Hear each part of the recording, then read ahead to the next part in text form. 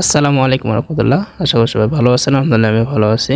আমি ঘুম থেকে ওঠার পর থেকে আমার 3টা রুম সুন্দরভাবে পরিষ্কার করতে হবে। আম্মুকে কথা যেন গেছে, আম্মু আমাকে দায়িত্ব দিয়ে গেছে যে তোকে এই 3টা রুম পরিষ্কার করতে হবে। আমি যদি আসি দেখি রুমগুলো সুন্দরভাবে ক্লিয়ার করে ভাবে পরিষ্কার করছিস। আমি বললাম ঠিক আছে তুমি যাও, আমি নিশ্চিন্তে এগুলো কাজ করব।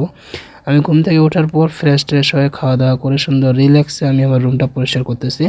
আমার ছোট বোন যদি থাকতো তাহলে আমাকে এগুলো কাজ কখনো করতে হতো না, কারণ ওর বিয়ে হয়ে গেছে। ওর সবাই জানেন যে আমি বিয়ের ভিডিওগুলো আপলোড দিতে পারিনি। আমার বোনের বিয়ে হয়ে যাওয়ার পর থেকে আমাকে এগুলো কাজ করতে হয় মাঝে মাঝে, কারণ সব কিছু কাজ যদি আম্মুর পিছনে ছাড়িয়ে দেয় আম্মু একা কী করবে। তাই আমি মাঝে মাঝে আম্মুকে হেল্প করি। আম্মু যখন বাসায় থাকে না এগুলো কাজ আমাকে মাঝে মাঝে করতে হয়, কারণ কেননা আম্মুর প্রতি সব কিছু কাজ যদি দায়িত্বে ছেড়ে দেওয়া হয় আম্মু এতটা বাড়ি একাই কাজ করতে পারে না। কখনো আম্মু যদি রান্না বান্না করে, কখনো আমি তরকারি কাটিয়ে দিই, এবং কখনো যদি আম্মু দেখা যায় টিপর পরে বাসন টাসন মাজতেছে আমি ঘরগুলো ঝাড়ু দিই, আগে চালে সব কিছু ঝাড় দিই।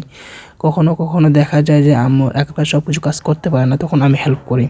আমি আমার আম্মুকে মাঝে মাঝে হেল্প করি, কারণ আমি হওয়ার পর থেকে দেখি যে আম্মুর অনেক কষ্ট, এখনও কষ্ট করে, নিজের জন্য কষ্ট করে, নিজের জন্য কখনো বোঝে না। সবসময় সন্তানের চিন্তা করে, আমার চিন্তা করে। আমার জন্য আমার মা অনেক কষ্ট পেয়েছে, সেই মনে করেন প্রায় প্রথম থেকে শুরু করে এখন পর্যন্ত আমার মায়ের আমি কষ্ট দেখি। আমি কখনো শখ দিতে পারি নাই। আমি একটা অনেক বড় হয়েছি, হওয়ার পর আমি আমার মা বাবা আমাকে আমি এখনও শখ দিতে পারি না। এটা ভাই এটা হলো সব থেকে কষ্টকর একটা জিনিস, যে আমরা যখন বড় হই, বড় হওয়ার পর আমাদের চাকরি বাকরি হয় না, বা ভালো পজিশনে যেতে পারি না, বাবা মাকে দেখতে পারি না। এত বড় হয়ে যাওয়ার পরও বাবা মার হোটেলে বসে বসে খাইতে হয়। এগুলো একটা ছেলের ইমোশন, এগুলো আমাদের কাজ করে, আমাদের বিবেকে খাটায় যে আমরা এত বড় কিছু করি। আমরা এখনও মনে করি কোনো কিছু টাকার মালিকও না। তবে দেখেন আমরা বাপের হোটেলে বসে খাচ্ছি, বাপের কাছে টাকা চাচ্ছি, মানে লজ্জার বিষয় একটা, তাই না? তবে কি আমাদের এই 22, 23, 24 বছর 25 বছর বয়সে যারা আমরা ছেলেরা ঘুরে বেড়াই, যারা আমার নিজের বাপের বাসায় থাকেও খাই, যেই বয়সে 25 বছরে 25 লাখ টাকার কথা থাকার কথা ছিল আমাদের, কিন্তু সেই বয়সে আমাদের কোনো টাকাই নেই। আজব না? তাই একটা ছেলের সব থেকে মানসিক শান্তি হলো তার মা।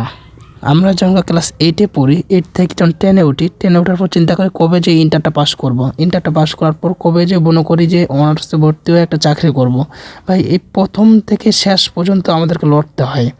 এই পড়াশোনা করতে করতে, চিন্তা করতে করতে কবে বড় হব, কবে চাকরি করব, কবে বাড়ি করব, কবে গাড়ি কিনবো, কবে টাকা হবে, ভাই এগুলা চিন্তা করতে করতে করতে আমার লাইফগুলো চলে যায়। আমরা পারি না ভাই করতে, কিন্তু সবারই স্বপ্ন থাকে যে নিজের একটা বাড়ি হবে, গাড়ি হবে, বাবা মাকে রাজা রানীর মতন করে রাখবো, কিন্তু ইনশাআল্লাহ একদিন হবে। তবে সব কিছু কাজ করার পর দেখি আমি ঘরের লোকগুলা, ওয়াও সুন্দরভাবে ঘরের লোকগুলো আসে, আমার অনেক সুন্দর লাগে। ঘরটা পরিষ্কার করে ফেলে আমি সুন্দর করে 3টা রুম চকচক করে আম্মু যেভাবে বলছে সেভাবে কাজ করে আমি কেনা করে। সবাই ভালো থাকুন। আসসালামু আলাইকুম রহমতুল্লাহ।